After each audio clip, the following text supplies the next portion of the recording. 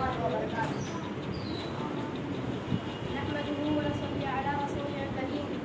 أما بعد، فأعوذ بالله من الشيطان الرجيم. بسم الله الرحمن الرحيم.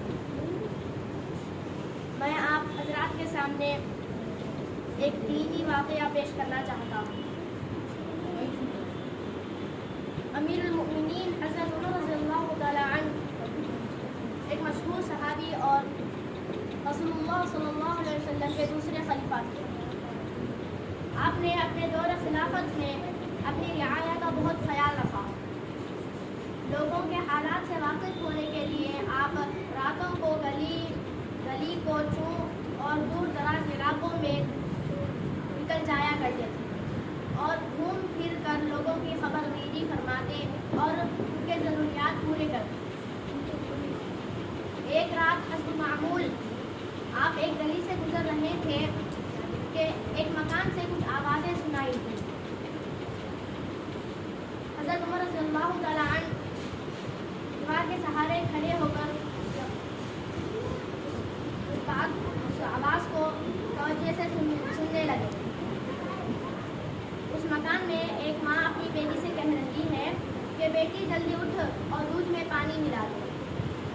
بیٹی نے کہا امی جان، حضرت عمر رضی اللہ تعالیٰ عنہ کا فرمان تو یہ ہے کہ کوئی بھی شخص دودھ میں پانی ملا کر نہ بیچے.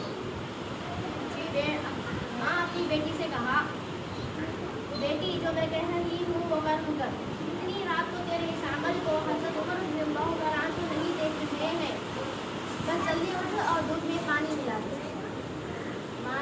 بیٹی نے اپنی ماں سے کہا امی جان، میں تو یہ کام ہرگز نہیں کر سکتی کیونکہ اتنی رات میں بے شک عمر رضی اللہ تعالیٰ عنہ نہیں دیکھ رہے ہیں مگر اللہ دیکھ رہا ہے. میں کل قیامت کے دن کیا جواب دوں؟ میں تو صرف اللہ سے ڈرتی ہوں. امی جان، چاہے آپ راضی رہیں یا ناراض، میں تو دودھ میں پانی نہیں ملا سکتی. امیر المؤمنین حضرت عمر رضی اللہ تعالیٰ عنہ اس لڑکی کے جوابات سے بہت خوش ہوئے اور اپنے ساتھی سے کہے کہ اس گھر کو پہچان لو.